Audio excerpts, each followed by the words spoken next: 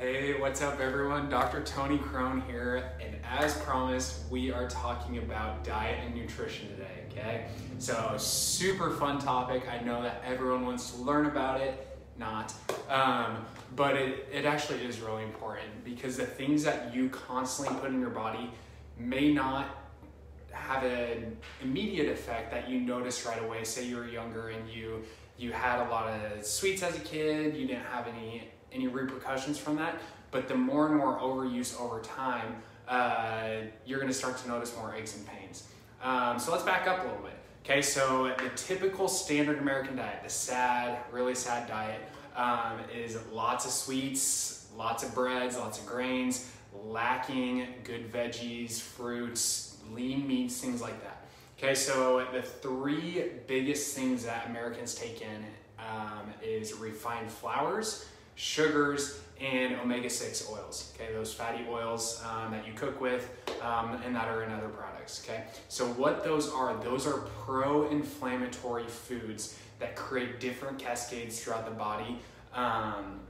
So when we're eating a meal, okay, 1 hour after the meal, our blood glucose spikes up, and then depending what we have in that meal, if it's those three that I listed, those grains like the flours, the sugars, the omega-6, okay, those create that pro-inflammatory state that brings all these different chemicals into the cells themselves, and then from there it decides what it wants to do. So whether you just have that one meal occasionally, or if you continually have it, it's just the body breaking down over time and just kind of waving that white flag saying, I give up. Like you're doing too much, you're putting too much of that bad stuff in the body, creating that pro-inflammatory state. Okay, so it releases different cell chemicals or cytokines like interleukin, tumor necrosis factor. Also a big one is, it's called matrix metalloproteinases that degrades protein matrices. So things like collagen, muscle tissue, water inside the joints. Those things from the foods we eat degrade that tissue and cause that pro-inflammatory state, leading to chronic pain, leading to obesity, diabetes, all these different things that you see about that are spiking up in the news, and it all is due to what we eat and what we put into our belly. Okay, so the biggest thing that we need to do as Americans is decrease those bad things and increase the things that are going to be more anti-inflammatory. Okay, so I'm not saying that you have to get rid of all those, the bad stuff forever. There's occasional times that you want to have maybe a piece of cake, you want to have some French fries that are cooked in that fatty type oil. That's okay, as long as you're mixing it with good water intake, veggies, getting regular exercise, things to give the body more of a chance to kind of rid those toxins, rid that, and get the blood flowing and get things cycled out. Okay, so I said we want to get more anti-inflammatory things. So those things are more of the omega-3 oils. So cooking with like an avocado oil, a higher fat, the monounsaturated fats that are good, that create that anti-inflammation. Then you also have different spices like turmeric, ginger, garlic. I have my cheat sheet over here because there's just a lot of information that we can talk about.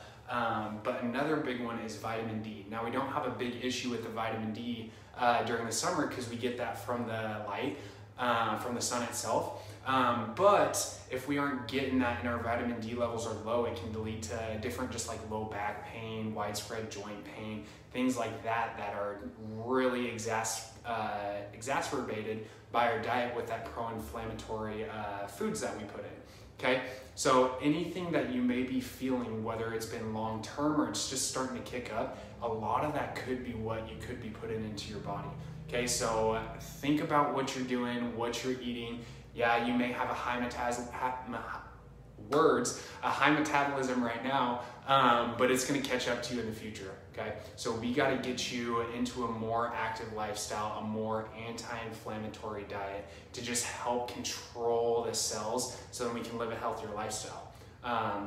Also, if we're just constantly putting that junk into our body, it's just kind of wearing us down emotionally, mentally, because that also affects the cells that are in the gut, which affects the brain, gives us more fatigue, so we don't want to get out and exercise as much. There's so many different routes and avenues that we can kind of point to with our diet. But the biggest thing is just taking in those healthy substances so we can fuel the cells that create everything. Movement with us, life within us, all of that. The other thing that's really important, what we put in our body with food-wise, reflects itself on the skin too. So different sensitivities to food that create that pro-inflammatory state manifest as different skin conditions, different respiratory, asthma, allergies, eczema, things like that can be controlled by the diet. So just to write off diet like it's not that big of a deal is completely wrong. This is one of the biggest things that we need to think about, because it just is what starts our day and what ends our day is keeping us fueled with that food that we put in. Okay, resources for you guys. I'm gonna post a video in the comments below. Dr. David Seaman, so he kind of coined this term, the deflamed diet, or an anti-inflammatory diet, so then we can live in that healthier lifestyle and kind of enjoy those things occasionally that we want to put into our body, say cake, fries, you know, all that good sugar stuff that gets us the energetic boost that we may need throughout the day. So check out that video that I'm going to put in the comments, how all those cells are affected by what we put into our body.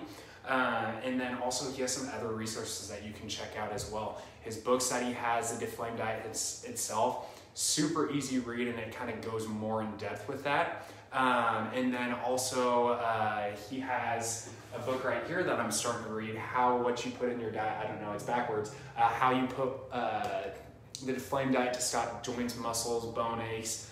He has a woman's health book, all these different things that just directly correlate your diet into what you're feeling overall. And he does have some really cool YouTube videos talking about how this pro-inflammatory state and these comorbidities lead to an increased risk for the coronavirus that's going on right now. So he has a ton of videos outlining kind of those two correlations there.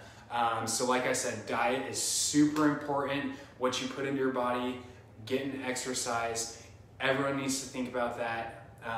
And then you can live a healthier lifestyle. So starting with adding that anti-inflammatory foods, the supplements that I talked about earlier, and just getting more greens, okay? We wanna have a colorful plate, not just a plate of one thing, a lot of it that's really greasy, that's gonna be detrimental to us long-term. Okay, so that's all I'm gonna talk about today. Down the road, we're gonna talk about more gut health and how that affects neurological, mindset, emotional health, and then just some other stuff that I'm gonna kind of lay out in my Instagram post with vitamins, supplements, things like that that you can be getting naturally from those whole foods, and different supplements just to help and boost your lifestyle and your immune system and your overall health. Okay, so that's all we're gonna talk about today. I know it's a lot and it's kind of a hairy topic. No one wants to hear it, but it could be one of the most important topics that we have. Okay, so thanks for watching this. We will see you next week. Not sure what the topic is yet, but it's gonna be a good one. Awesome. See you, everyone.